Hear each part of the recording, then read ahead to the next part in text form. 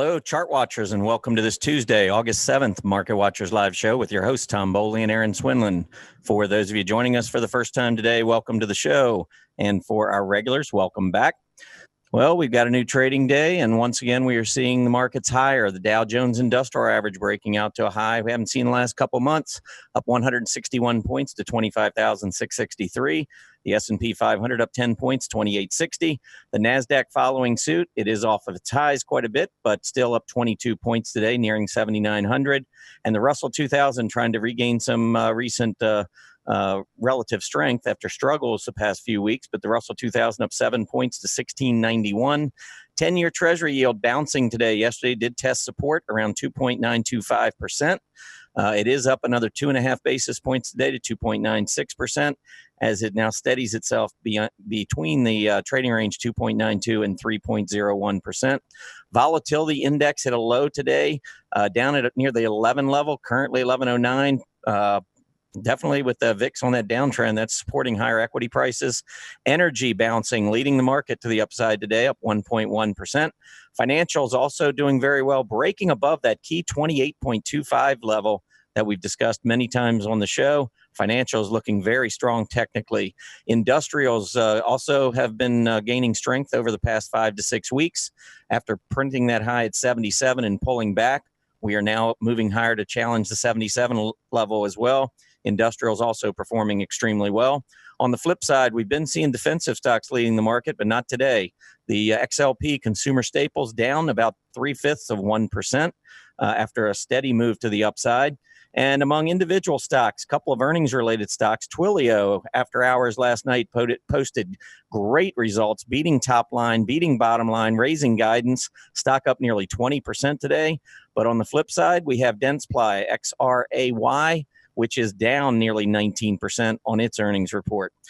And Erin, this is our last live show before ChartCon. Very exciting to be here. How are you doing today? I'm doing great. It's still so strange to be looking at you when we're talking. It's great, though. Yeah. I'm enjoying it quite a bit, believe it or not. We are actually looking at someone else today, a special guest who's also here for ChartCon and has agreed to come in last minute. Arthur Hill, how are you doing today, Art? Doing great, Tom and Erin. Thanks for having me on. And it is great to be here all in one room, all doing the show live. Chip, you need to bring us in more often. Exactly. Yeah, that would be great. We got a bunch of our colleagues joining us later today and tomorrow and maybe even into Thursday. It's a really exciting week here in Seattle at ChartCon or at Stock Charts for ChartCon 2018. Hopefully everybody out there is registered. If you haven't, you still have a couple more days. Make sure you get your registration. It's going to be a fun week. We're going to be talking about risk management, how we all address risk and what we do to try to safeguard ourselves. And I think it'll be certainly worthwhile for everyone to join us here with ChartCon 2018. But Erin, I'm going to let you, we got a lot on the schedule for today, so I'm going to let you go into the schedule or the agenda for today. We'll do all of that. All right. So the one, mainly the announcements we have are the fact that, of course, ChartCon is coming up on the 10th and 11th, Friday and Saturday. We won't have any Market Watchers live shows until the 20th. So you'll have to wait about a week and a half before we're going to be back on the air live. But we do have special segments that we had recorded. Lots of our bloggers and some of our special guests have been recording segments that we'll be playing while we're gone. So there will be some content there that you haven't seen, although it won't be live because we'll all be, cruising away. So today's agenda, state of the market. Since we do have Arthur here, we thought we would do somewhat of a roundtable discussion about what we are thinking for the future, for the next half of the year. 10 and 10 to 1, our first stock is going to be Activision Blizzard, ATVI. And then we're going to finish up with our anatomy of a trade. And I think Arthur might even be providing us one that he's done, one or two, I don't know.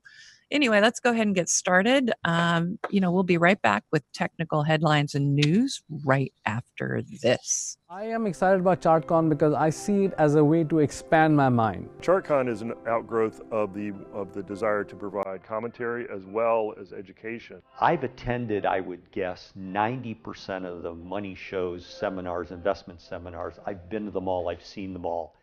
I'm most excited about being an attendee at ChartCon. I walk away from ChartCon re-energized.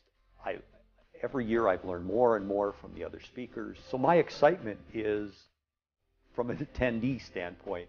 I mean, you've got this incredible array of experts that are coming together in this unique format.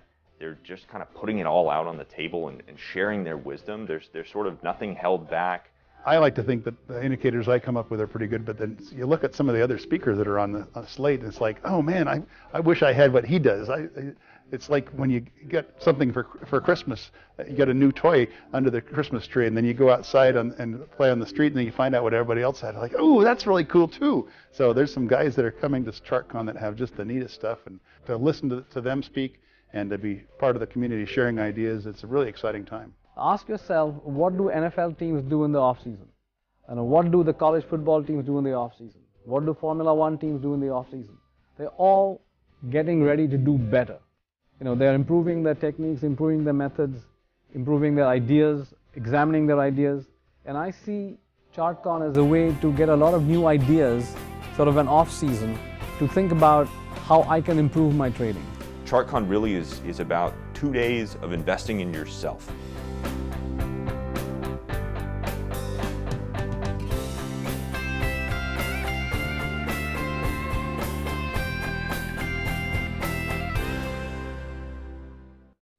Okay, welcome back, everybody. On your screen, you got the 10-year Treasury yield. Always like to start this segment taking a look at what's going on in the bond market. You can see that the huge gap down back in May, that has served as some pretty significant overhead gap resistance. And over the past 10 weeks or so, we've come up and challenged this level at about 3.01%. We've done it on a few occasions. And so that's why I continue to watch that level pretty closely. Of course, once we get through that, we do have the mid-May high at 3.11%, and that goes back several years. So these levels are pretty significant to the upside. We need to continue to watch those. To the downside, as we pulled back after testing that 3% area, one of the things as it began to pull back, one of the things we wanted to look for was whether or not the recent low at about 2.925% would hold. And we did that. Yesterday we went down, we went exactly to 2.925%. Managed to hold that rising 20-day moving average, and now we're bouncing back off of that. And of course, with the yield moving higher, that means money is rotating away from the Treasury market. And we also saw rotation away from defensive areas in terms of both utilities and consumer staples, which are down today as well, with that money finding a home in some of the more aggressive areas. One of those areas, and I think this is really significant, the financials, the XLF. We've talked many times how we have struggled to get through this gap resistance area at 28.25. The XLF has been up here challenging this level on multiple occasions, probably at least 7-8 different times. Finally closing yesterday at 28.27, which was the highest close. And you can see we are tacking on today, strengthening, moving up through that area. And I look back over the last 5-6 weeks, and I see really bullish behavior here because as we've been moving up, the pullbacks have been holding the rising 20-day moving average. To me, that is indicative of an uptrend, which is something we really haven't seen for the past few months. As you can look back, March, April, May, June, even into July, we saw a lot of action moving up above the moving averages and then back down below the moving averages. And that's what you get when you have a trendless market. But I think that over the past 5 to 6 weeks with this move to the upside, financials are beginning to show an uptrend here. I would not be surprised to see continuing relative leadership in the financials as we move forward. Also, the industrials, these two groups led the market back into January's high, and they seem to be starting to move again. The 77 level that we tested looked like we were breaking out above the prior tops in May and June. We pulled back. Again, like the financials, holding that rising 20-day moving average, and now the industrials trying to break back out. I think a close above 77 there would be very bullish. Now, of course, a bull market is made of stock market rotation. That's what you want to see. As money comes out of one area, you want to see it rotating into other areas, particularly other aggressive areas. So what's been happening of late, and Arthur, I wanted to get your take on this. We had the technology group, which has been leading for a while. It looks like maybe that they're passing the torch on to the financials, certainly, and maybe even the industrials as well. But the three key areas within the technology group that's been leading, we've seen software on fire, pulled back a little bit, starting to strengthen again. Internet stocks were leading. And then, of course, we had the debacle with Facebook and Twitter. They took a break for a little while, and they're starting to recover. And then the semiconductors have been just kind of lying back in the grass. So I'm just kind of watching all this. But it seems to me like maybe even the semiconductors are ready to run here. What do you think specifically about those three industry groups within technology? Well, I agree. The longer term trends are definitely up for these leaders. Internet and software have been really runaway leaders. And then they got that pullback in July when the market got hit. But I think that's a pullback within an uptrend. But I think it's great that you bring up the semiconductors, because I got a couple of charts here that I would like to show you.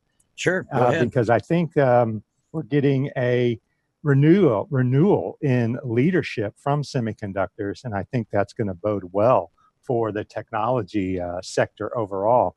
On this chart here, you can see I've got the SOX index, and if you go back to November here, it started a very choppy uptrend, but it's still an uptrend. You still got higher highs. Okay, well, we haven't gotten above this March high yet, but it's still an upward drift here to that. And in June, you got that sharp pullback, but we reversed right after RSI became oversold down there at the bottom. So we got a mean reversion opportunity there, and it's continuing to work. Now, the thing to watch out for is, maybe this is a rising wedge, but as long as it's rising, it's an uptrend, and that mean reversion bounce is working. And so I'd put a support there at 180. And if we close below that level, then you have to reevaluate. But one thing about the SOX is, if you look at the holdings over there on the left, it's dominated by the large cap semiconductors, Intel and NVIDIA, Texas Instruments, Qualcomm. And then if you go down to the semiconductor SPDR, which I'm showing next, it's a much broader semiconductor ETF, with relatively equal weightings. You don't see the top holdings up there dominating. You see Cree and Cavium and First Solar, of all things. But when you look at the chart, big choppy uptrend. And so it may be more volatile, but it's still moving from the lower left to the upper right. And look at that surge over the last 4 days, breaking out above that July high. So semiconductors are back. Hey, Arthur, when I look at that XSD, it seems to be a little bit stronger on a relative basis, especially over the past month or two. And because it is so widely diversified, do you think that the semiconductors actually are masking a lot of underneath strength?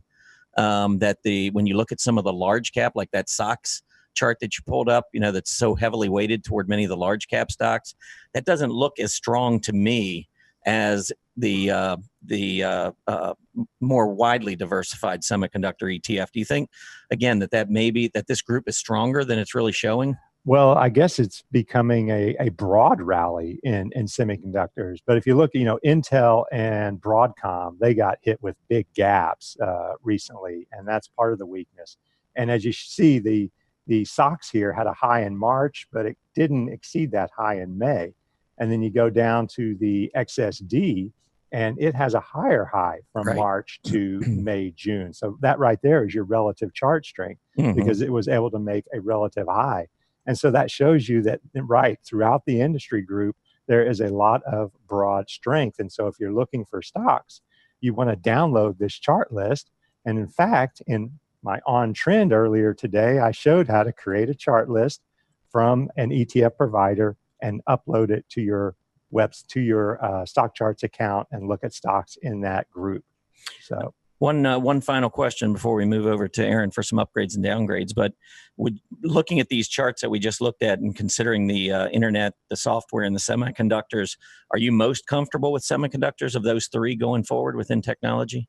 Yeah, right now I would be most comfortable with semiconductors of those three because of the relative strength it's just showing over the last few days. And I think it held up pretty good in July when the market got hit. So it was already holding up better. And often what holds up better during a market swoon is the leader when you come out of it. And that's what we're seeing now. So yes, Okay. semis are it. Awesome. Yeah, I wanted to take a look at that because I do know a lot of folks like to trade stocks in those areas.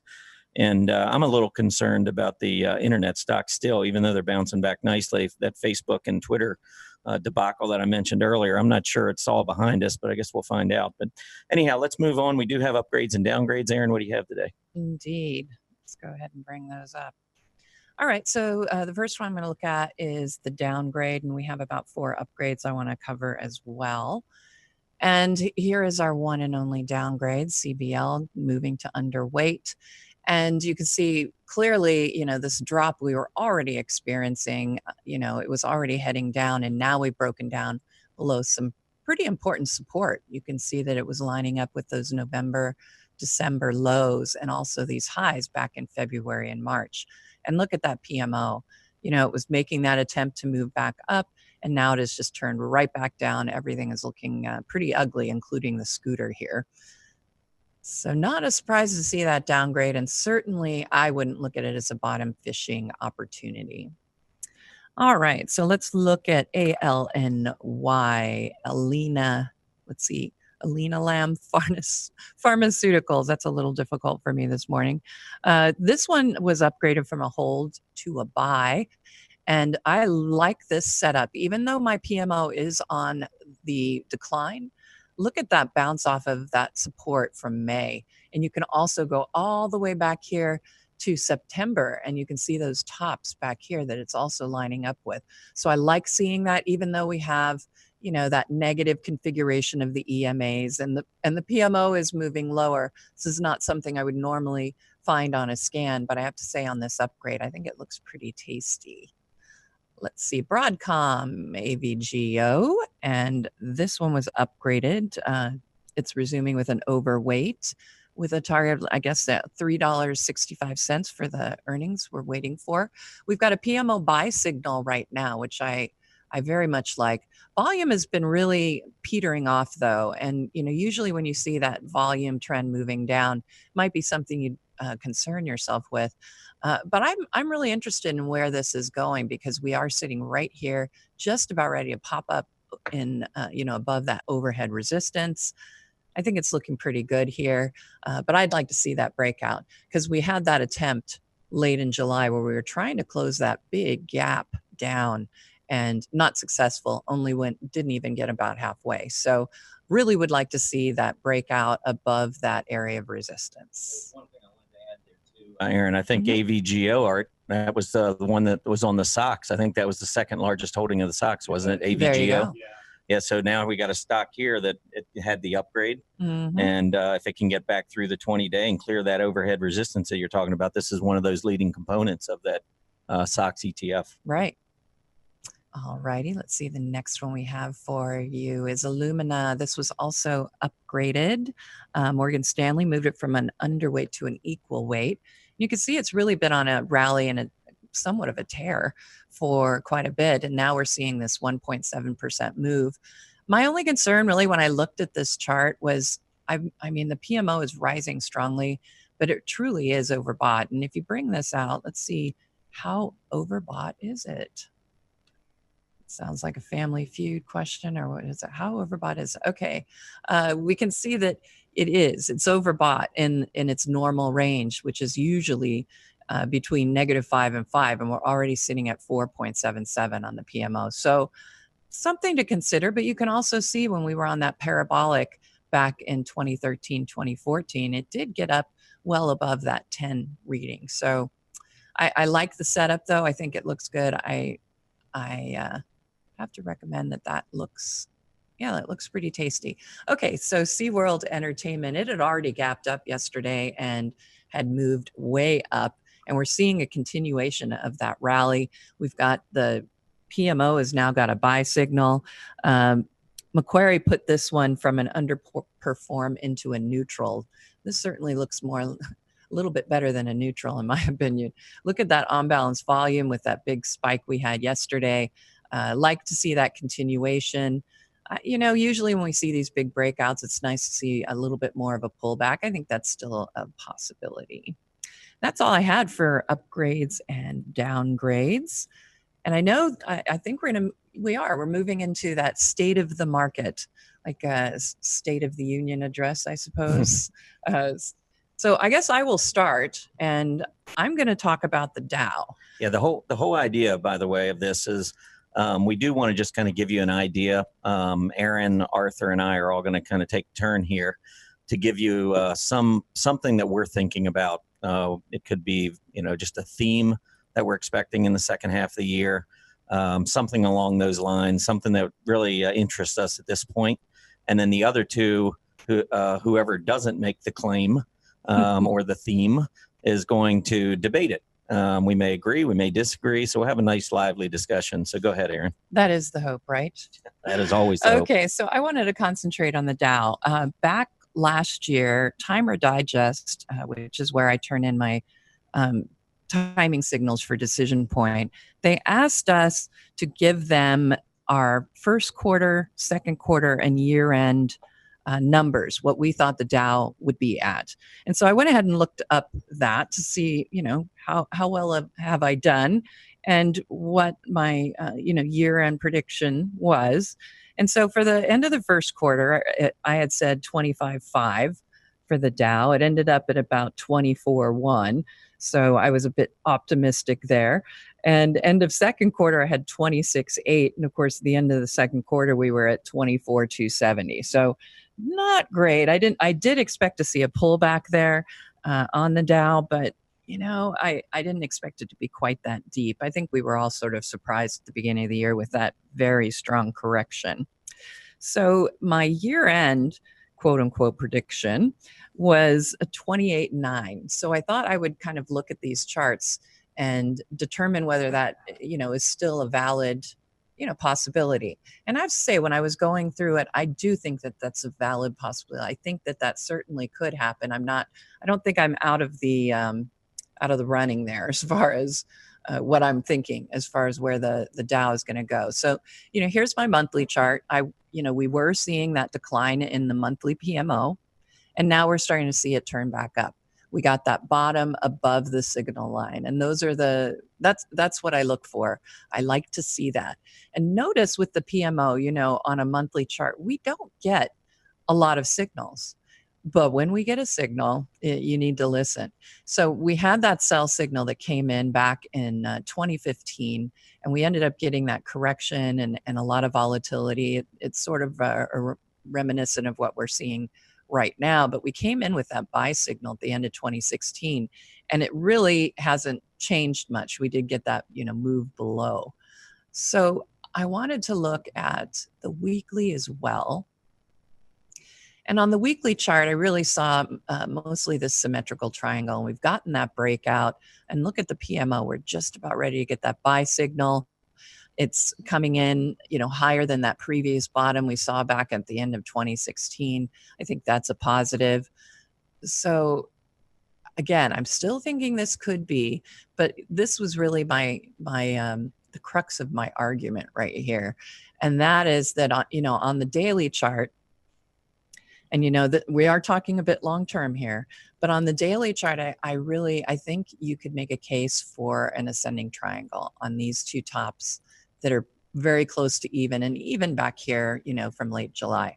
And so when I look at that with that rising bottoms trend line on the bottom, and I do my little calculation there, I was writing down that, I suspect we'll see a 27,750 based on this particular chart pattern. And again, I had gone with 28.9. So I think maybe I was a little on the high side, but I don't see any reason why we're not going to get this resurgence and see those all-time highs finally broken, at that 26.6 level. So, my perception, at least for the Dow Industrials, I'm looking for some higher movement between now and the end of the year. So what do you guys think of the Dow? All right, Arthur, what do you think? Well, I would concur on the Dow because I'm bullish on the market overall. And taking that symmetrical triangle, you would look at the height of the pattern and eyeballing it. I guess it's about 3,000 points, is it?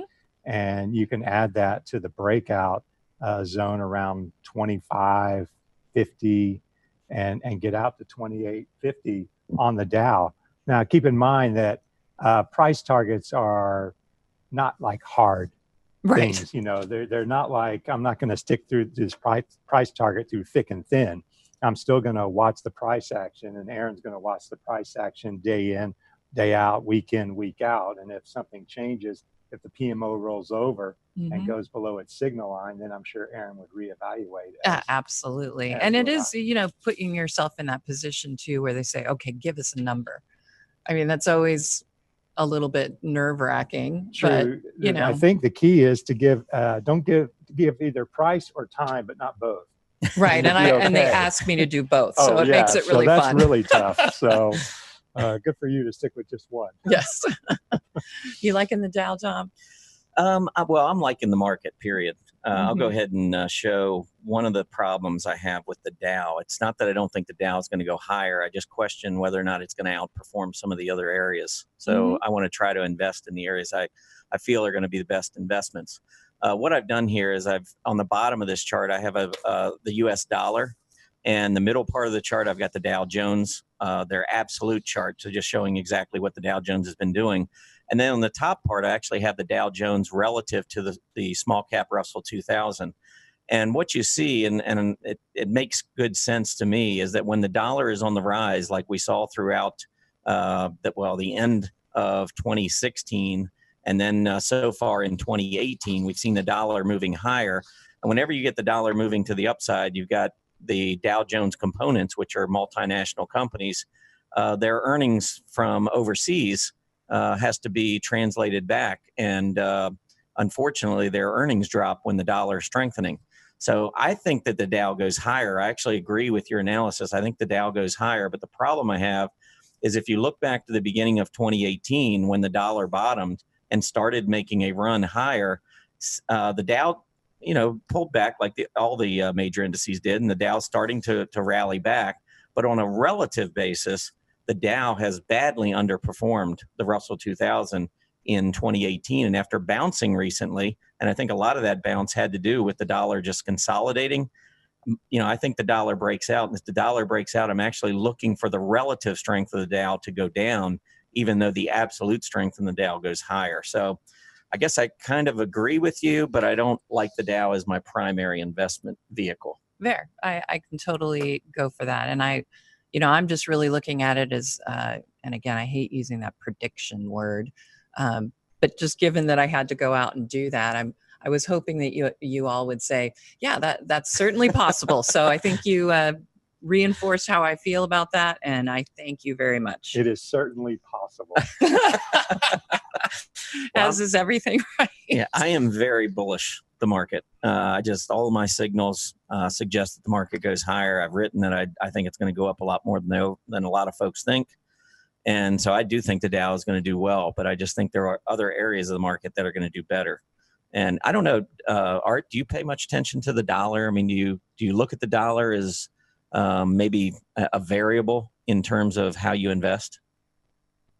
Short answer is no, because if I'm looking at gold, I'm going to look at the dollar.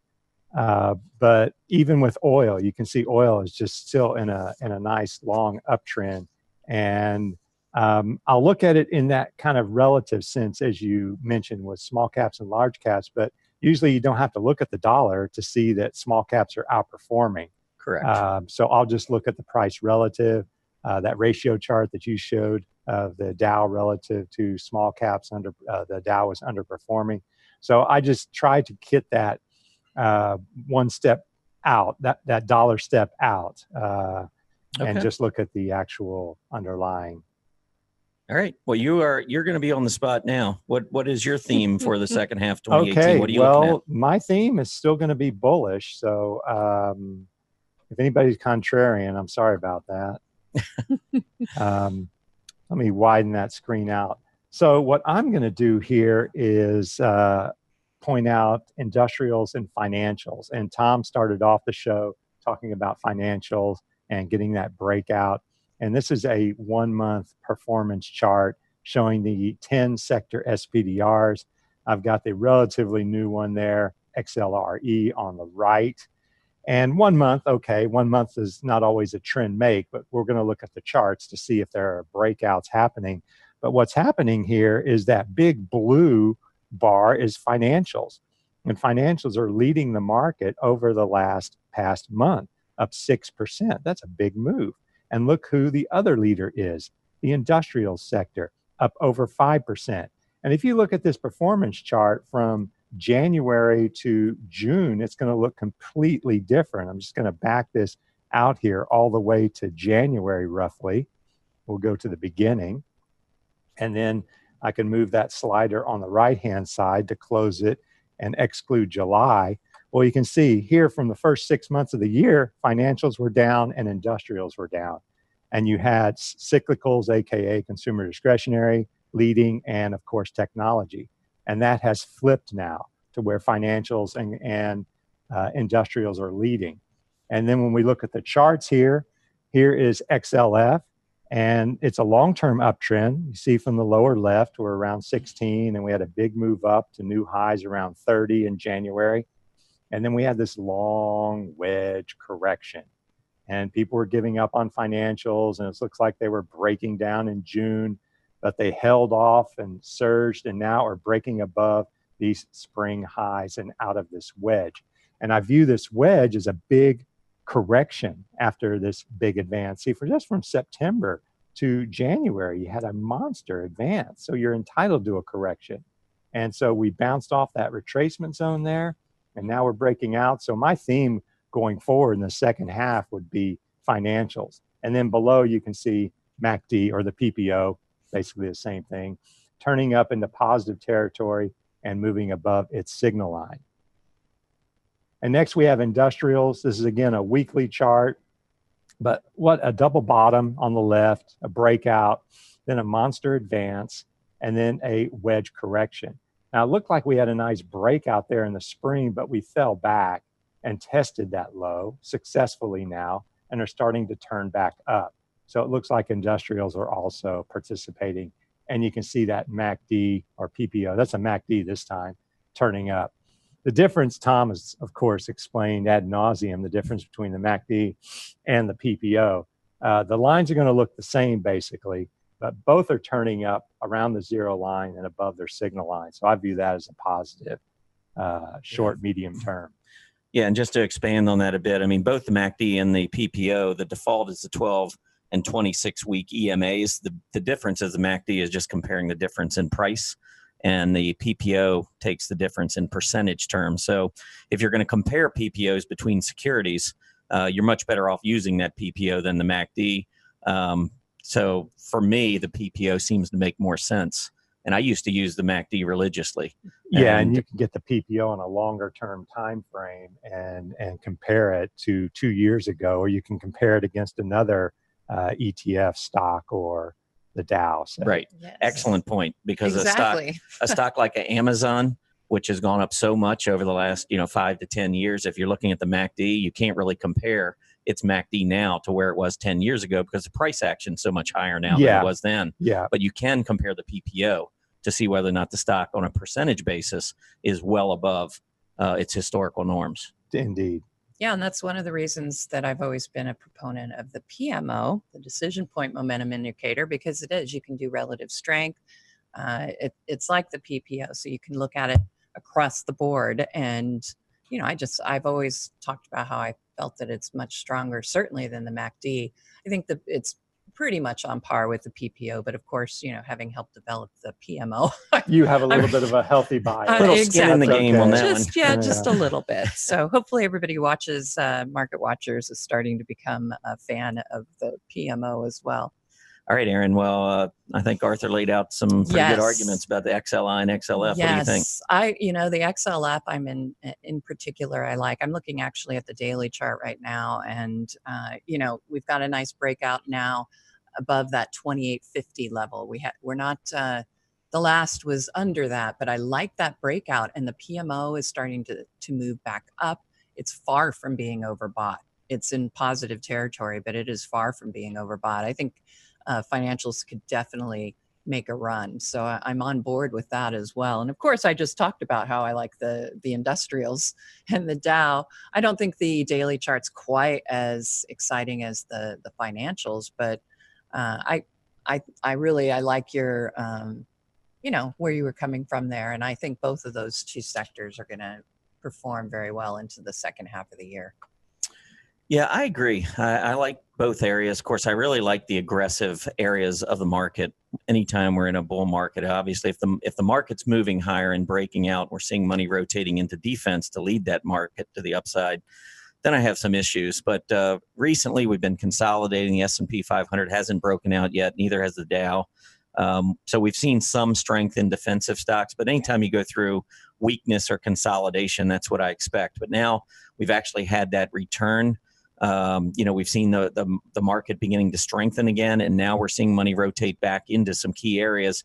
And as I pointed out earlier, and Arthur just alluded to, the XLF breaking out above multi-month highs, I find it very difficult to be anything but bullish when you see this kind of action. And keep in mind, you got your financials, which include the banks, life insurance companies, investment services, asset managers. These are areas that you want to be performing well as we move forward. And so maybe if we can pull up, it looks like, Arthur, let's pull up the, there's Berkshire. Berkshire's the biggest component. And no, I think JP Morgan is, but Berkshire's the second. And JP Morgan's ready to break out. JP Morgan was testing its high. So it's about, I think that's a new high there.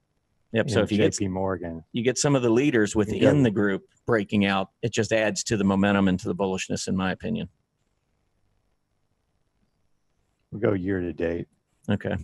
There we go. Yeah, JP Morgan is hitting a new high intraday today. Yeah, that's good. I mean, what we were looking at 1 month ago, it looked like the banks were on the verge of potentially breaking down below key support.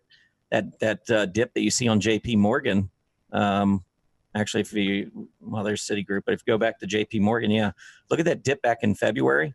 That was where all the panic came in. I think the volatility index shot up to 30 or something like that. But we got down as low in early February as about 102 and change. And we went right back down there and tested it at the beginning of July. And we've been moving straight up since then. And the fact that we've got yields trying to move back higher, there's been a lot of talk. And I don't know if you have comments about this, Arthur, but there's been a lot of discussion about possibly a flattening yield curve and how that would be negative for banks. But I don't see that happening. I think we're going to turn back up. Well, the yield curve, is another one of those things that I don't think it matters unless it inverts. Right. All right. If the yield curve inverts, then we have a problem. But I think that as far as fundamentally speaking, there are so many issues involved that, that's just one part of it. And so if we open that door, it's kind of like opening Pandora's box. And then we have to look into other fundamental issues related to the bank. So I think I just wouldn't worry about the yield curve unless it inverts, personally. Okay. Now, you did mention industrials. We didn't really go into anything in depth with the industrials, but I really like the way the transports have lined up. I mean, we had a huge move earlier this year. We pulled back. The dollar tran, if you pull that up, we pulled back to key support. And maybe if you can stretch it out a little bit further, maybe go a year or, there you go. But we made the breakout. You see that breakout that we cleared back in November, late November, early December, taking out that October high. And we've gone back, we've retested that, and now we're starting to break out, as you're showing there above that trend line. Nice triangle formation. I see the transports going higher. I've been talking a lot about railroads being so strong. I think the truckers are fine, and the airlines have begun to strengthen again as well. So you've got a lot of things going for the market in terms of the transports, and that can only help the industrials. True. Look at these railroads. This is the Dow Jones U.S. Railroad Index, and it had a breakout there in the middle of July when the rest of the market was fairly weak at that time. So that was a leading breakout. And I believe John Murphy highlighted that in one of his messages. Is it AR for airlines? Yes. Yeah. Yeah. And airlines have just, they really had a rough year, hitting that low in June there, July, but had a really good bounce, and they're kind of part of the groups that were lagging from January to June, and are now suddenly leading in July. And we all just took planes, and my plane was full. Yeah, mine was as well. The airports were full. I know it's August and it was a weekend, maybe vacations, but planes are full. Yeah. But don't take that fundamental tip as a buy signal. Yeah, don't take any of this as a buy signal. As a matter of fact, Exactly. I always like to see the railroads doing well, because to me it's just an indication that the U.S. economy is strengthening. There's really no reason for railroads to go higher unless they're anticipating economic strength. And here's a sign of global strength, if you will. Here's United Parcel Service, a big surge up there in July, and it looks like a high and tight flag, which is a continuation pattern usually, and a breakout there would be positive. And as a price-weighted average, the Dow Transports, UPS, is going to have a big effect on it. So will FedEx here, which isn't quite as strong as UPS, but it's rebounding.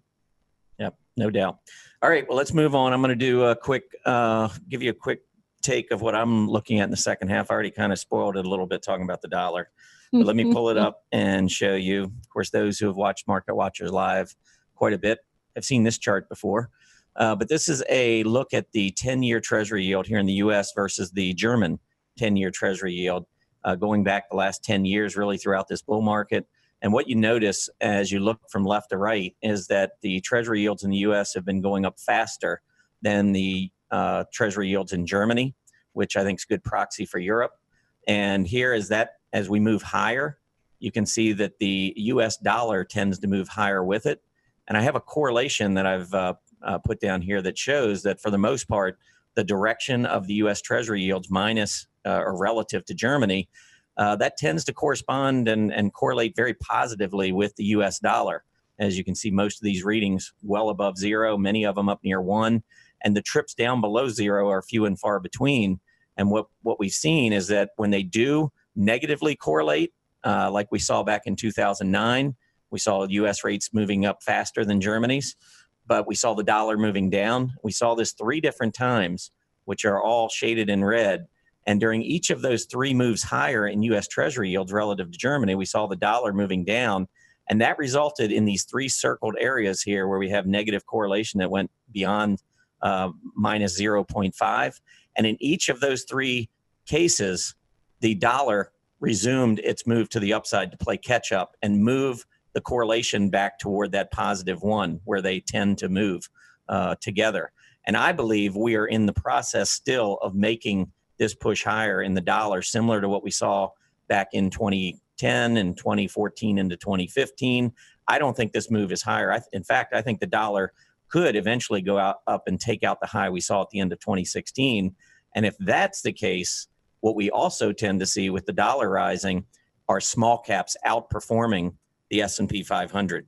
We saw it back in 2010, a huge relative move higher. We also saw it again in 2014, 2015. Just recently in 2018, as the dollar rose, we moved up. We hit a relative resistance level, and I think money rotated as the dollar consolidated. But we're just starting to turn back up here on this relative strength on small caps. I think the dollar is going to break out, and I expect small caps to outperform. And specifically within the small caps, I like a few different ETFs. The PSCH, which is the small cap healthcare ETF. I think this has been one of the strongest areas of the market throughout 2018. I don't see anything changing here. I think also when you look at the PSCI, which is the small cap industrials, I think we've got a really nice chart here. I'm going to stretch this out, maybe get rid of the candlesticks. I think maybe it'll look a little different here. Let's take a look over the last couple of years. But you can see a huge move up in the PSCI in terms of strength. And then I wanted to also pull up the PSCF, which is the small cap financials. And look at this ascending triangle off of this move to the upside. So this kind of fits a little bit with what you were talking about earlier, Arthur, with the financials and industrials. I would just simply add the component that I think the small caps are going to continue to lead with a dollar rebound. Indeed, if that small cap ratio is turning back up as far as the broader small cap index is concerned to outperform, then I would expect the industrial small caps to outperform XLI and the financial small caps to outperform XLF simply because they're higher beta stocks. You know, they were made to outperform. You know, they'll underperform on the way down. In other words, they'll go down more in a broad market decline, but they'll also typically go up more during a broad market advance. Yeah, I pulled up a chart here on the PSCF relative to the XLF, and you can see that when the dollar started moving earlier this year, that's exactly what we saw, was the small caps outperforming the XLF. We pulled back in July with the dollar consolidating, but now if the dollar makes that break to the upside, I would expect this to turn up as well. And we'll pull up that PSCI relative to the XLI as well. And you see basically the same thing. Yeah. Movement up in the small caps relative to the large caps. That's a new high in the price relative. Is it? Is that the top window? Almost. Yeah. Almost there. Trying to make a breakout. Yeah. So they look pretty good. What do you think, Erin? Well, I'm definitely on board with the dollar, being, strengthening and doing better. So, I mean, I just got a PMO buy signal on my daily chart for UUP, and I think it looks great. And the volume patterns for UUP as well. And I agree with you. If we do get that pop in the dollar, then certainly we should expect to see the small caps start to outperform. I mean, exactly like you were saying, we saw it at the beginning of the year when the dollar started to make its move to the upside back in April. It clearly had that. And I have to say, when you pulled up that PRSC chart, definitely love that ascending triangle. I mean, as soon as that chart, you popped it up on the screen, I was like, ooh. Yeah, you can see it right there. Exactly. And running right along that 50-day, I just, it's just itching to break out when I see that. Yeah, it's just so ready. I know that Arthur mentioned before the show, we were talking a little bit about this, and he did mention that the volume on these small cap ETFs tends to be pretty light, but just keep in mind that the ETF is designed to track the basket of stocks that's in the ETF. I don't pay as much attention to volume on ETFs as I do individual stocks. What about you, Arthur? Yeah, definitely. I pretty much don't pay any attention to ETF volume because you got two things driving it. You have buyers and sellers in the ETF. And then if there's a big change in one of the components of the ETF, that's going to affect the price of the ETF. So, and also it's a proxy for that sector. You can go to the provider website and find out all the stocks in the small cap industrial sector and put them in a chart list and look for individual stocks within that. Mm-hmm. So there's good information there as far as finding where to go if you want to look further. Okay. Well, I know, Erin, we have some questions. Yeah, we did have some interesting questions. One of them was about emerging markets. And, they were saying that they were getting a lot of the ETFs in the emerging markets area popping up on their scans. So, and they were wondering what y'all thought about emerging markets right now. I'm Arthur? Collecting 10 and 10, so I'm gonna let you guys do the discussion. Arthur, do you have any thoughts on emerging markets? Well, I'll pull up the EEM and look at it. It has, let me go ahead and grab that screen. But, EEM has been hit really hard. And I think part of that has been from the stronger dollar. And that if this dollar does continue to strengthen, that could affect the performance of these emerging market stocks. And the biggest one, of course, would be that MSCI Emerging Markets ETF, which I'm showing here. It's still in a big correction, but at what point does a correction become a big downtrend? Because you can see it's been trending down all year. And, I'm not drawing that trend line as like a support or resistance, just to kind of highlight this decline as maybe it's a wedge, but, we hit it's almost it's not a new 52-week low there in June, and we're getting a little bit of a bounce. I would be more of the, I would say to wait for this one and let it break out and then play the throwback. I know Tom and I have talked about the throwback. You wait for maybe a nice breakout, maybe above 48, and then a throwback to 45, 46, because right now I think the bears are more in control of this chart. We're below the 50-day EMA. This is a weekly, though. I need to change that because but we're below the 50-week EMA. So it's enough of a downtrend to stay away for now. Right. I just wanted to add one other thing too, and that is you do have to be aware of what's going on with the dollar especially if you play these ETFs that track foreign indices. Yeah, especially. Yep, because I've got an example here with the German DAX, and you can see that the German DAX was really moving up in April and May. So it's telling you the German stocks are doing really well, breaking out to a new high easily. But the EWG, which is an ETF that tracks the German stocks, was not breaking out to a new high. So you sit back and you scratch your head. Why? You know, I thought Germany was going to do well. It did well, and yet I'm not breaking out on the ETF. Well, the reason is that there's a dollar component to the EWG. And when the dollar is rising like it was in April and May, it negatively affects the performance of the EWG relative to what's actually going on in Germany. So the dollar is important. If you're trading ETFs, especially international ETFs, it's important to kind of get a gauge of the dollar, which way you think that's going to go, because that can either increase or decrease your returns. Indeed. And I've got another chart that I'll just show you to highlight that point. If you compare the correlation of the EEM with the dollar, there's a negative correlation. And so that kind of just shows you this relationship here. Mm-hmm. So I've got EEM at the top. I've got the US dollar in the middle and the correlation coefficient. And you can see since basically November 2016, it's been mostly negative. So that means EEM's moving in the opposite direction of the dollar. And so if the dollar does continue to strengthen, that would be a negative for EEM. Right. Excellent point. All right. Anything else, Erin? Like I said, I'm really busy getting these done and done for you. Questions. I thought maybe you had the questions. Oh yes, there was one about let me find it because I want to do it justice here. They were saying that with the trade wars, that was that money is moving from the international to the U.S. And their question was, does fear win over greed? And he said, I think this is why the U.S. is receiving an influx.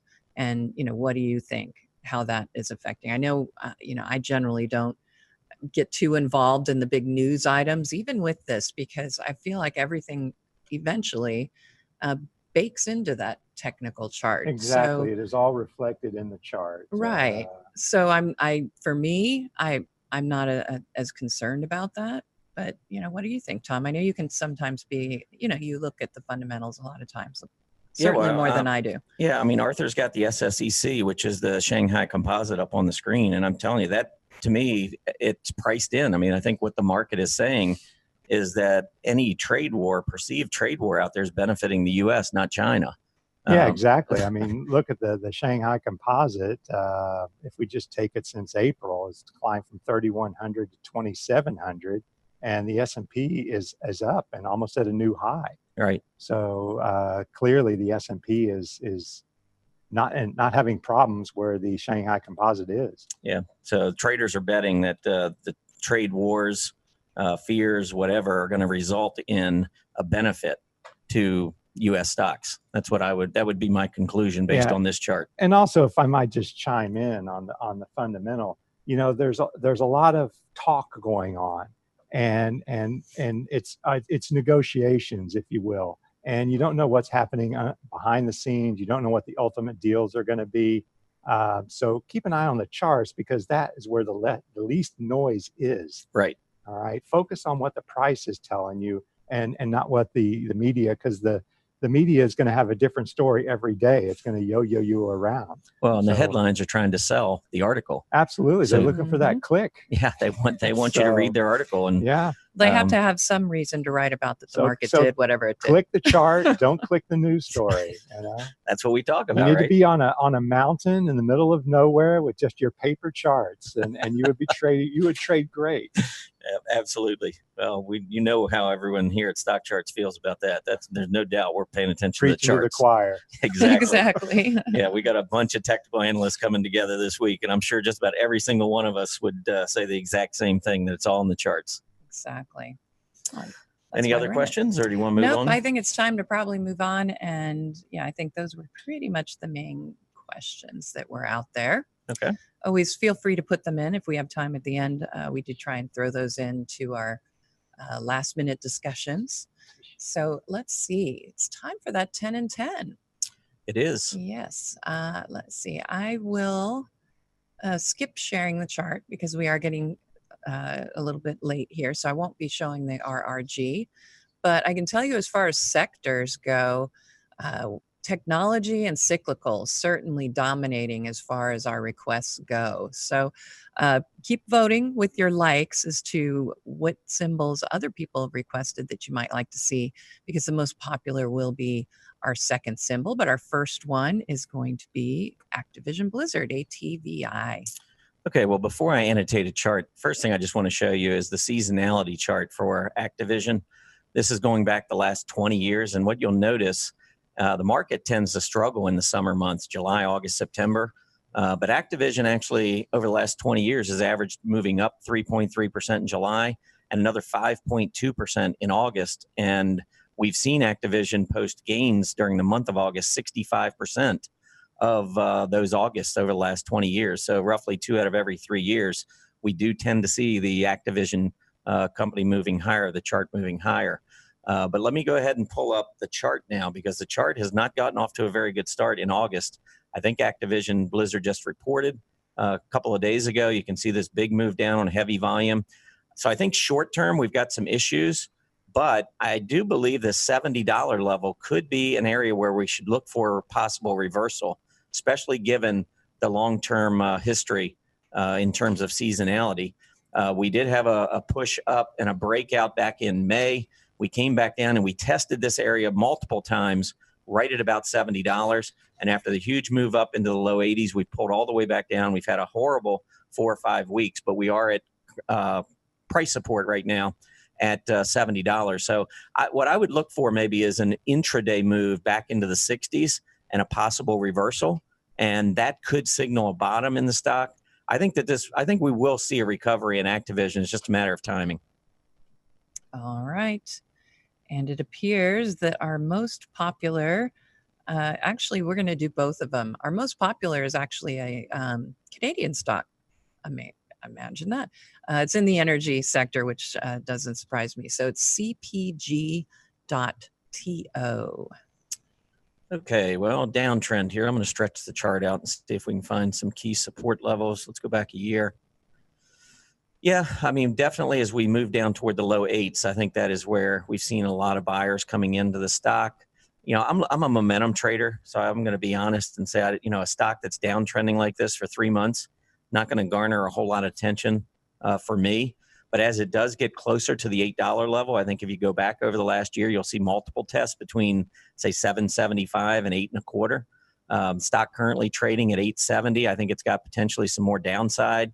So I'm not interested in it at this point, but just keep in mind that it is getting closer and closer to a key intermediate term support area. All right. And the other one that was pretty much tied was AMAT. I think you probably recognize that symbol. Yeah, I really like AMAT. And, Applied Materials, we were just talking about the semiconductors. And this is a company that does a lot of business in China. And so no doubt that was having a lot of negative impact on the stock as we, saw that downtrend for several months. But I do think that we've come down to a key support level. We saw this, I was pointing out earlier with JP Morgan, where the huge selling that we saw going into the first week of February marked an important low. And I think we're seeing the same thing here with Applied Materials. We went down, tested that low again, and have started to turn up. And if you notice now, we've got the 20-day moving average starting to turn higher. Also, we had some reaction highs and a little bit of support from back in April and May around the 49 level. That has been an area where we've really struggled to get through. And the last 2 days, we have been trading above 49. You can see the PPO has made a bullish crossover above the center line. I think this one's improving. I'd be careful if we lost gap support down here around 47, but otherwise, I think Applied Materials goes higher. All right. We have Coca-Cola Bottling. So that's the symbol COKE as our next one. It's our only consumer staple request today. I think we're getting close to a key gap resistance. A lot of selling took place when the stock hit 160 or gap down to 160. And so I think we could run into some sellers if we get up there. I think in the short term, we've got a nice uptrend going, but 160 is going to be a tough area, I think, to kind of crack one, maybe even the top of gap resistance, which is up at about 168, 169. This is going to be an important zone to try to get through. PPO looks good, but we are still in the downtrend. So I've got some reservations here. One last comment, 55,000 shares have traded today, not a particularly liquid stock. Although I guess from a dollar volume perspective, it's a little bit more because it is a pretty high dollar stock, $152. But still, this is one that hasn't traded very much. I would avoid it. Okay. How about from the medical equipment industry, Enterix, TRXC? Now, this one has been uptrending pretty nicely, pulling back, but we had a huge move up in the latter part of June on some pretty nice increasing volume there. So I think there's some accumulation that's taken place. Let's see if we can highlight a couple areas to watch. Unfortunately, it's gone up so much in the month of July that we don't really have a lot of support until we get back down below that $4 level, and the stock's trading at $4.78. So for me, that's a lot of room to the downside to have to try to give. But I would say it's right about in there. You can see multiple tops coming across here. It looks like around 385, 390. We broke out on that increasing volume. And as Arthur mentioned earlier, the throwback that he was talking about, we come right back down to a key area of support. So broken resistance becomes support. That's TA 101. And I think we're just consolidating right now in a pretty wide range on a volatile stock. And we're sitting almost right in the middle of this range. I like it better if it consolidates more and moves back toward that $4 level. I think the reward to risk would be much greater at that point. So I would sit back and wait. I don't see any reason to rush in here. Okay. I just looked at this chart. Kush Bottles, KSHB, and I think it's pretty darn ugly. Well, chances are, if you think it's ugly, I'm probably going to think it's ugly, and it is ugly. Had a huge move up, and it's been consolidating a long time, but this one initial thrust to the downside should have provided some pretty good support at about this $394 level, and where volume's been picking up a little bit, trying to break through to the downside. I just have some basic issues losing that support area. So this I'm just going to highlight. From a candle body perspective, which I like to use, we'd be looking at about 420, 415. But if we use the intraday low on that selling, we went down to about 390, and you can see now we're breaking below it with volume. One thing that I might do is if we got a big reversal on the stock, in other words, intraday traded down to 350, 360, and we left a tail down there, meaning that we reverse back higher and close above support, that could be a pretty good sign. I mean, if you look back over here at this low with that long tail and then coming back up and holding the 20-day moving average, or here on this long tail coming back up and closing closer to the midpoint or in the upper half of the candle body there, those are signs to me that we could be seeing some short-term accumulation, maybe by market makers. So KSHB, I'm not overly thrilled, but look for maybe a reversing candle to signal a short-term bottom. All right. The next one is from the materials sector, and it just it reminds me honestly of GE a little. It just seems stuck in the mud here. FBR. FBR. Okay. It's just, you're kind of, okay, it's going to break out this time. But, yeah. It's been months and it just hasn't. I'm going to shorten this one back to 6 months. I think it still have the gap down. Yeah, I mean, it's starting to strengthen. I like this volume and this push. I could almost argue that this is the start of a new uptrend. And I think clearing $20, I either looked at this stock or I looked at one very similar to it recently. But I think that right about $20 where we put in that tail just a couple of days ago, and you can see the gap down here on massive volume back in mid-March. Once we broke down below, we gapped down and moved lower. You can see that the rally attempts have all been failing right in this range, $19.75, $20. So the short term, I think, looks very bullish. The intermediate term, I think we have overhead resistance. Let's get a confirmed close over 20, and especially with some increasing volume. And then I think it brings 21.5, the top of gap resistance, into play. All right. Well, we just looked at a paper stock. Why don't we move into a publishing one? S&P Global, SPGI. All right, SPGI. Big breakdown on some heavy volume, broke a trend line, at least a short-term trend line. I would just say on this one, the way I normally trade, again, we're in a bull market, so I don't really play by bear market rules. But as we move back up, one of the first key tests for me, going to be whether or not we can get back through this 20-day moving average. If you notice, when we're trending higher, a lot of times we'll pull back, we'll hit that 20-day, and then we break out. In this case, we had a negative divergence on that breakout, higher price, lower PPO. And then we showed a little bit more weakness and held on to this price support. got the PPO back to the center line, and then we resumed our move to the upside. I think we've got something similar here, higher prices, lower PPO. We've broken down, but we have broken down a much heavier volume this time, pretty concerted selling volume. So on the move back up, let's see if we can get through the 20-day. That would be my first signal that the stock is beginning to repair itself. All right. We were talking about airlines earlier, not that this is in the same sector, but what do you think of Avis Budget, CAR?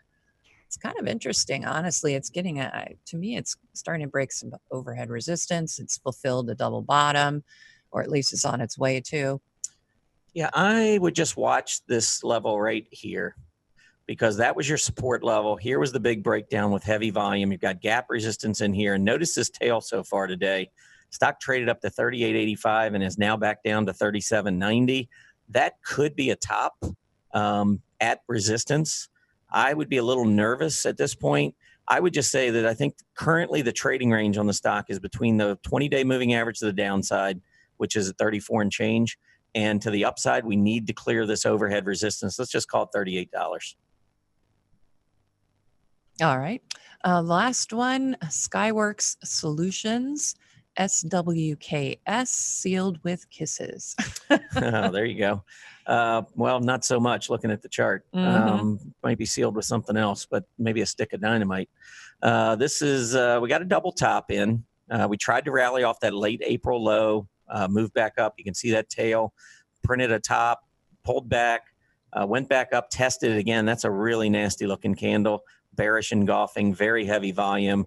That's a sign of distribution to me. And we did go back down below that low.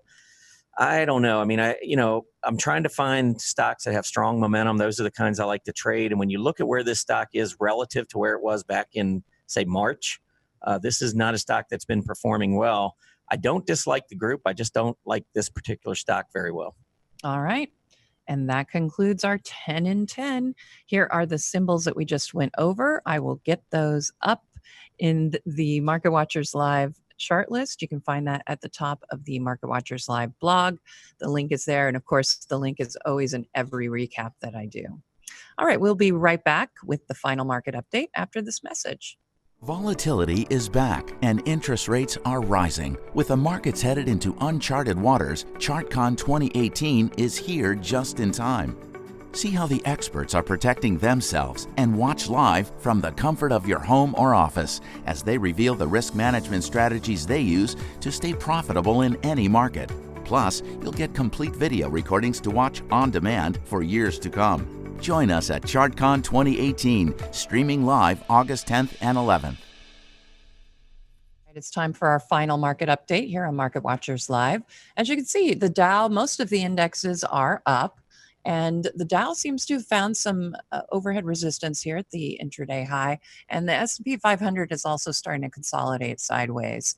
NASDAQ also up on the day, pushing up against intraday highs along with the S&P 100. You can see that S&P 400, nice gap up, but it is starting to pull back a little bit, taking back a few of the gains. Russell 2000 also pulling back after hitting those intraday highs, and it does look like it's taken about half of the gains from the day.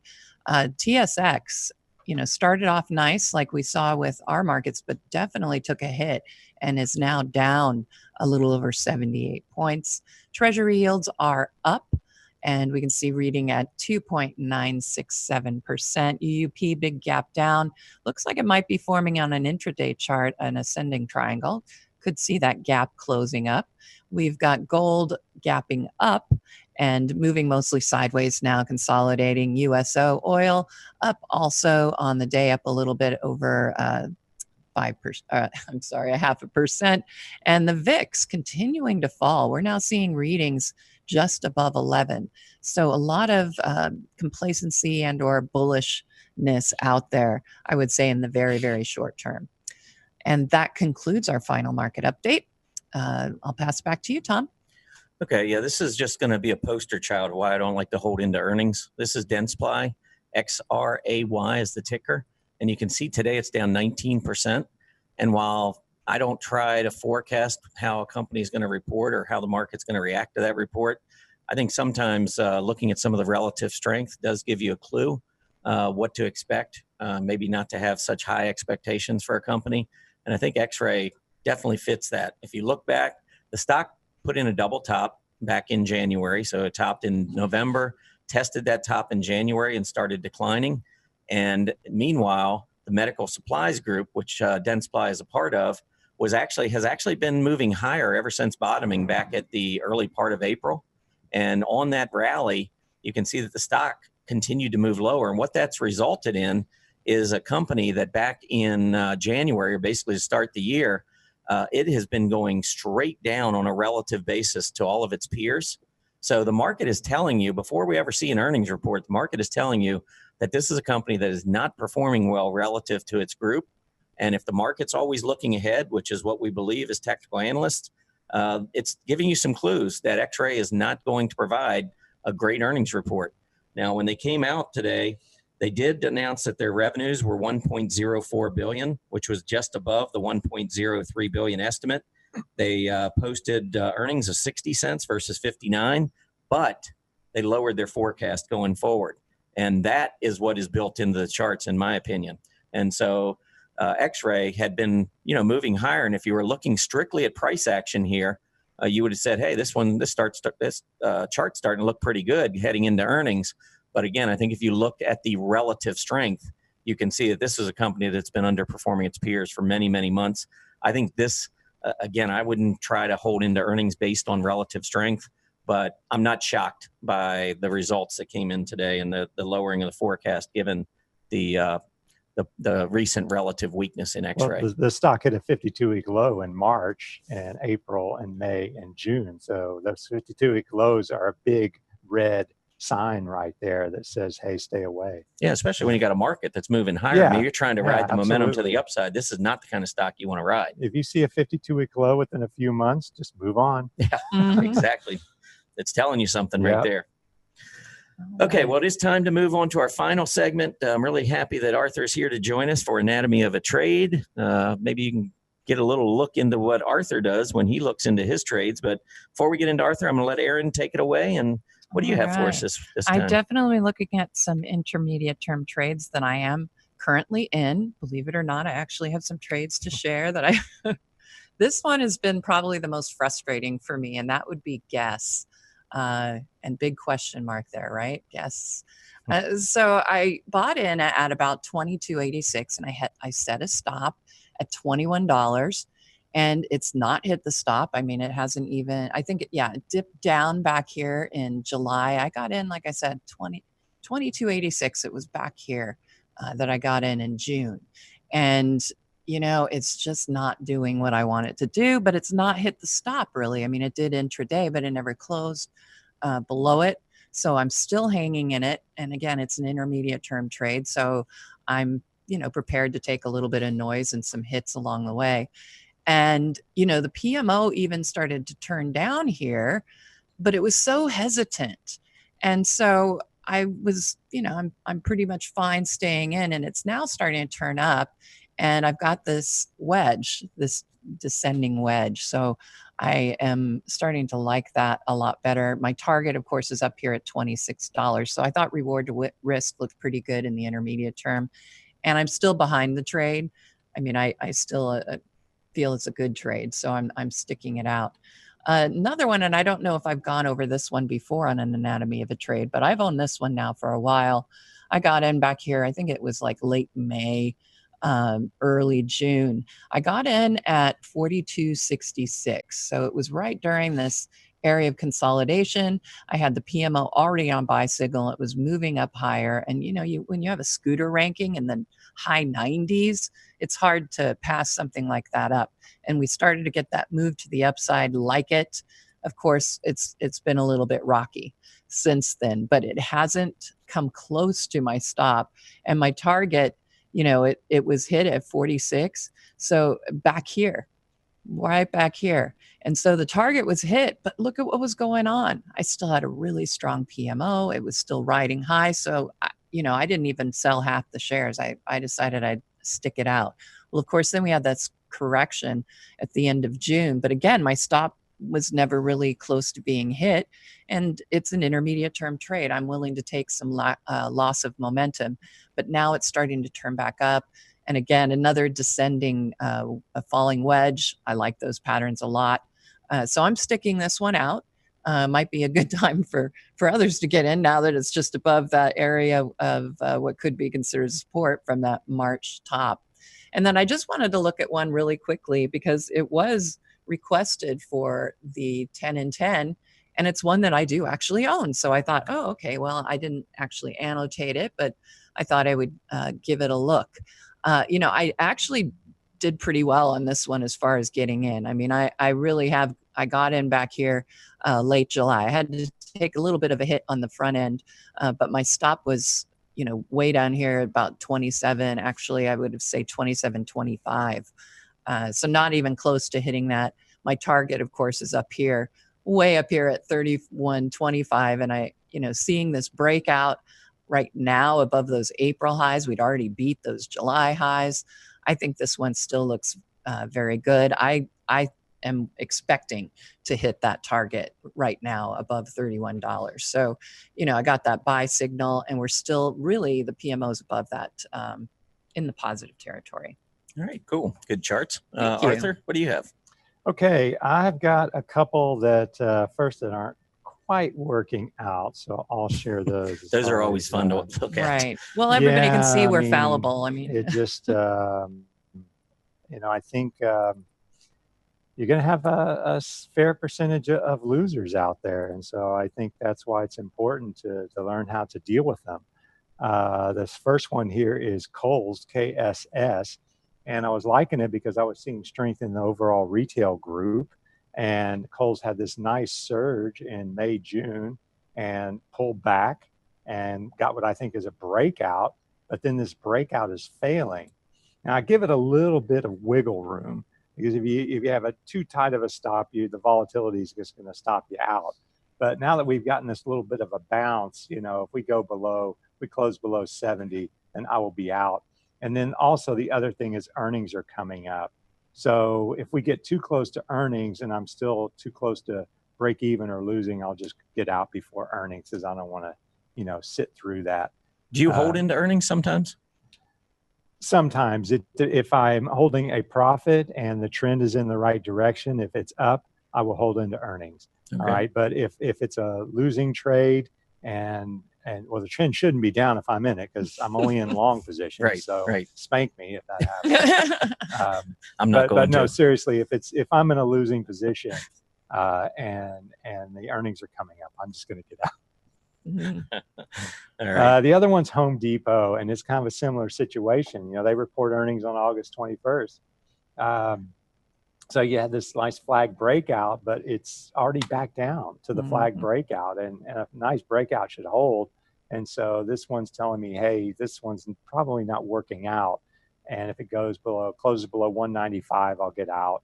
And you can see down there the price relative, it's been underperforming since June. So that's another warning sign that this trade's not going to work.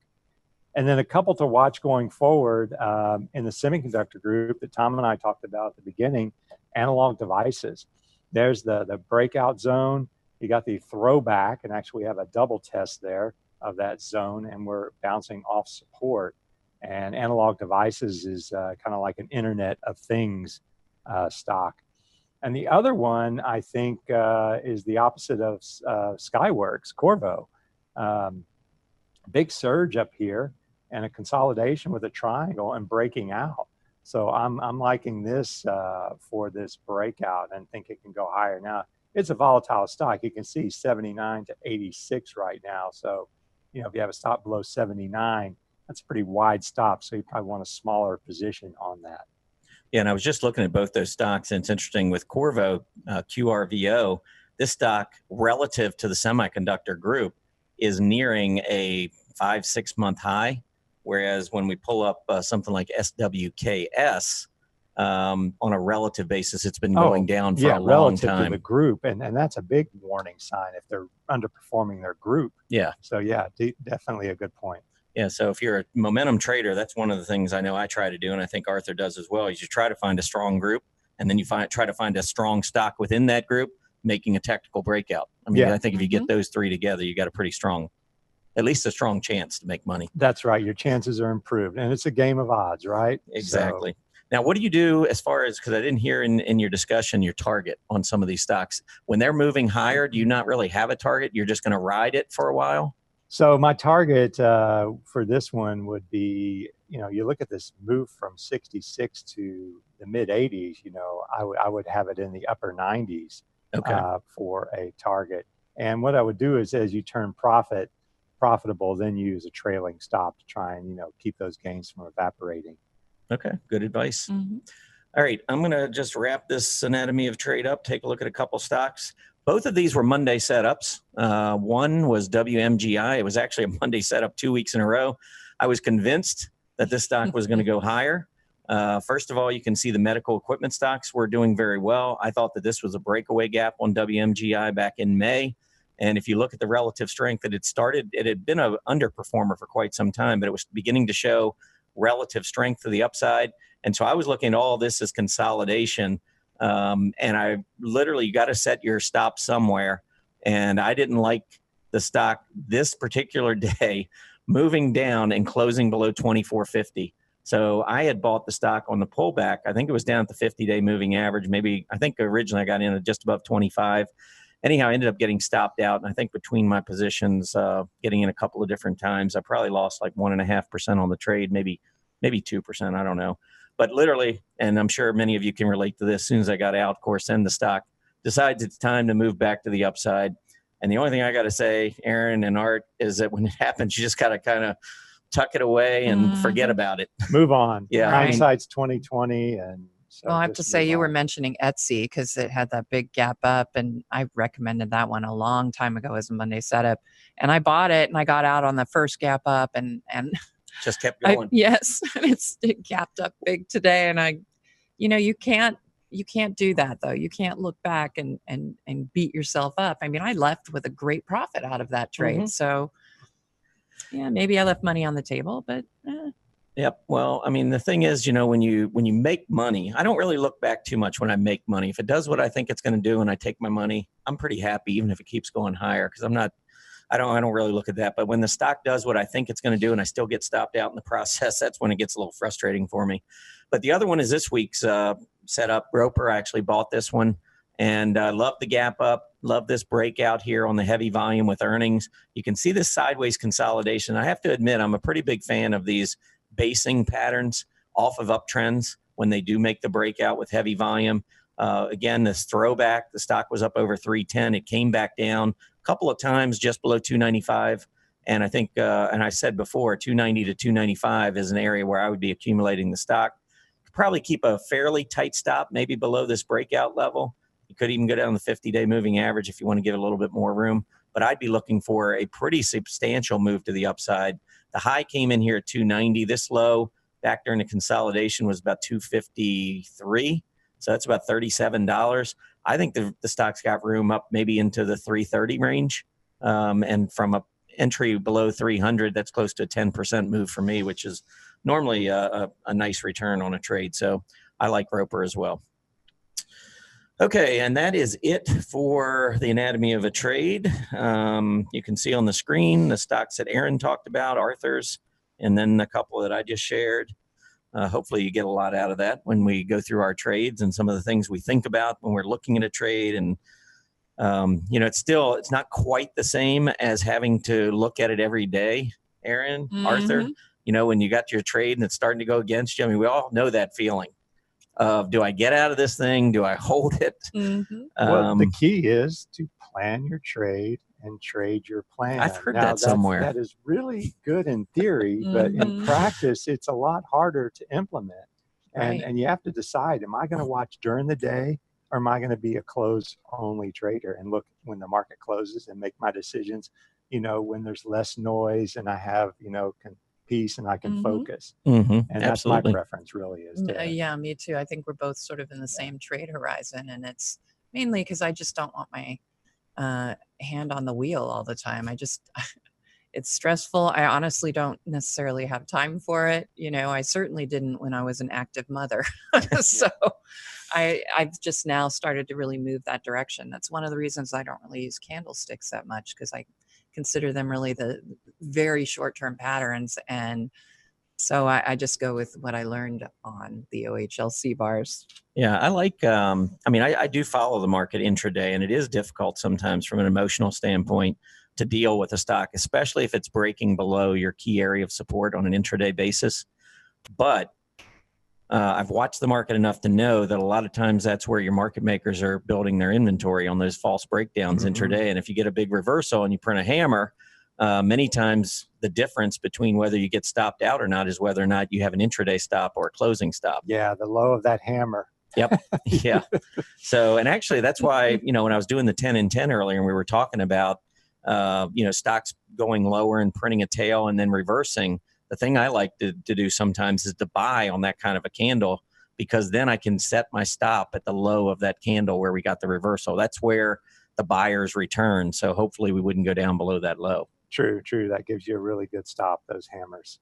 There you go. All right. Well, we've got ChartCon 2018 coming up, and we ran a poll today. 45% of you that responded said you have registered. 48% haven't decided. And I got to tell you, if you've listened to us for the last hour and you have heard all the varying styles and strategies and how we look at the market, well, take us 3 and multiply it times 5.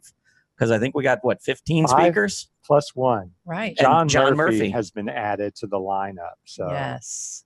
Absolutely. So you've got 16 technical analysts. So take us 3, multiply times 5, add 1, subtract 6. You just add another 5 for John Murphy. Well, I mean, think about it. 5, it's $250, right? And you get all, 16 videos basically of your favorite analysts. So, what's that math? Yeah. And we're all presenting for an hour, close to an hour.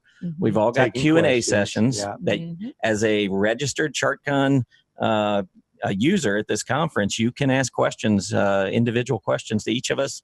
We're going to go through a Q&A period. I can tell you from having been to all of the ChartCons to date, this is the best conference I've ever been to. And I'm not saying that because I'm a part of it. I'm saying it because I've been to a lot of conferences, and most of them are sales oriented. And this one is knowledge and education oriented. It is totally educational. So you will learn a lot. You will get a lot of takeaways, and you get the video on demand for lifetime. Yeah. So never, you can always refer back to the videos. Yep. Never expires. So you got a lot of great information. You can always refer to it and check it out in the future. And I'm sure there'll be a lot of little tidbits that everyone's going to provide. Maybe I know I'm going to be giving some individual stocks that I like and some of the different areas of the market that I like as we go forward. And I'm sure there'll be others doing the same. A lot of talk about relative strength, how you manage risk in a market like we've seen in 2018. Just some great information. Yeah, I'm going to cover trend following and show some strategies for entry and exit using a trend following strategy. Awesome. Now, is that what you normally trade? You use your trend following strategy or actual trades? Well, I'm looking for stocks that are, have made a 52-week high within a relatively short period, within the last few months. And I'm going to show how to find those stocks and use those. So yeah, I'm a trend follower. All right. Well, it was awesome having you in here, Arthur. This was not planned. This was not planned, by the way. We just asked Arthur last minute, hey, come on the show with us, and he decided to. So you got to thank Arthur. I did not hesitate. And you can hear our energy. It's just so exciting when we come for ChartCon and just being in the same room, and it's going to be great. It's going to be great. I'm so excited. No doubt about it. I want to thank everybody for joining us today. Please remember to complete the survey, Jags. We'd really like to hear what you thought of today's show. I thought it was pretty good, if I don't mind saying so myself. We love to get your feedback, hear what you think of Market Watchers Live always. As a quick reminder, Market Watchers Live airs 5 days a week, Mondays through Fridays from noon to 1:30 p.m. Eastern Standard Time. Have a great afternoon, everybody. We won't do a live show again for a while. Come join us at ChartCon. We will see you on Friday. Happy trading, everybody.